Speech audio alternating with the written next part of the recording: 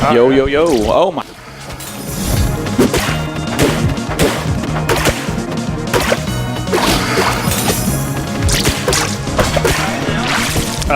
Hello. Hey, there we go. Can you hear mine? I can hear you. All right. And this is actually a bracket. We need to update the names and the round. Yeah.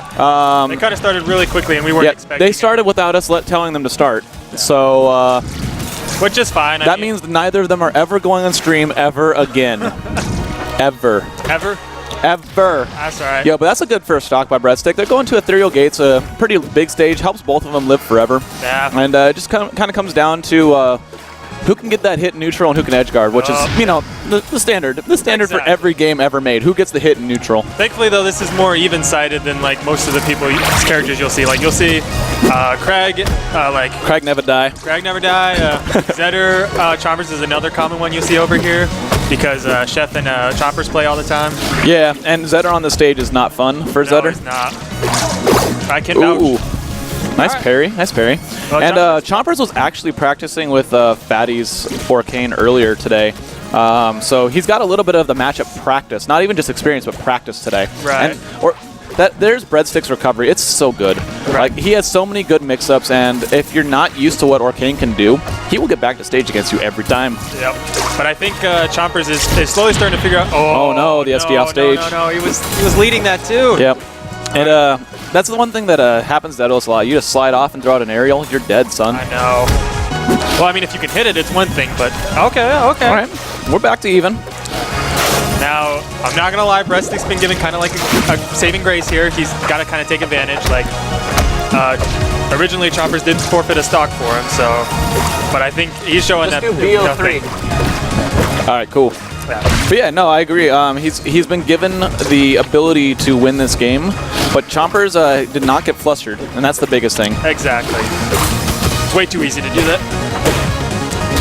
But I am hoping though that Breadstick kind of turn this around. You know, he is kind of like the underdog here. Kind of want to see him, you know, take advantage of it, you know, and just kind of prove to Chompers that, you know, despite all that. Oh, nice parry. Don't know how I agree with that punish, though. Okay, he's got him off stage. Oh, there it is. And there it is. Chompers clutching it out. Yeah. Made it close. Hopefully, Breadstick kind of makes some adjustments. He's kind of... I think when it comes to spacing, Chompers is just that little much better. You know, he's been kind of getting him in neutral more so than Breadstick has been the other way around.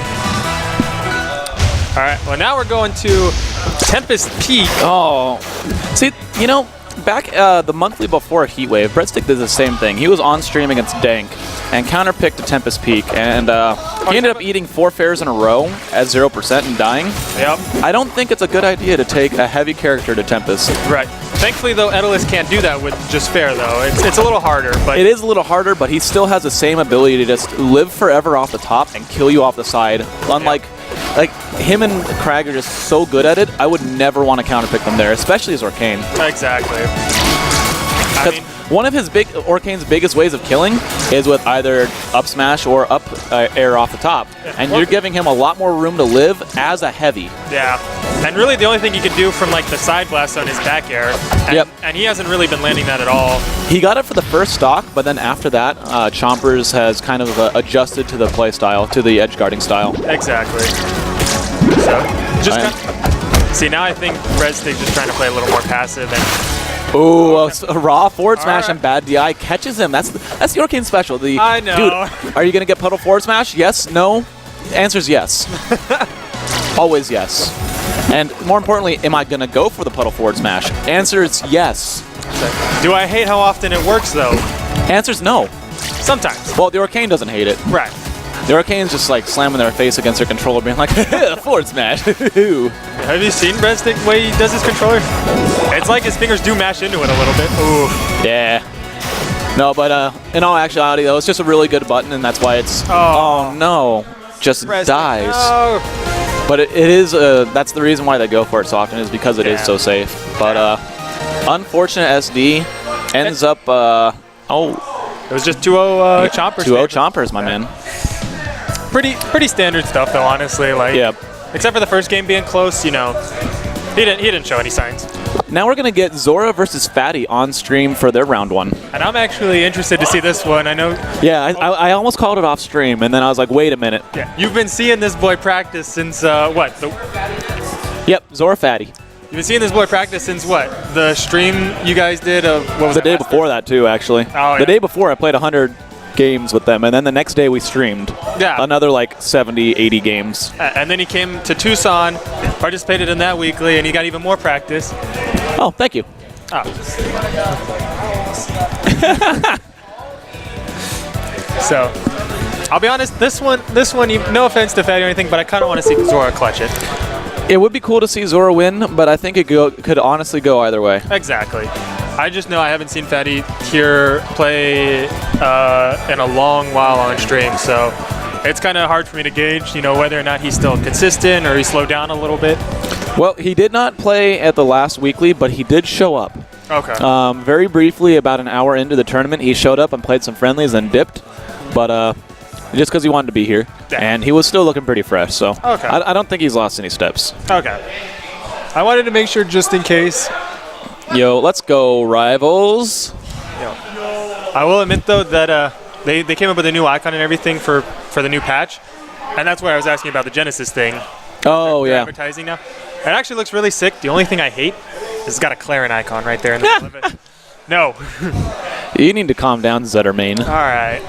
You know what? I could say I hate it when any icon other than It's the so you are the person that wrongfully accused Forsburn, and then because of all that crap, Forsburn still wins.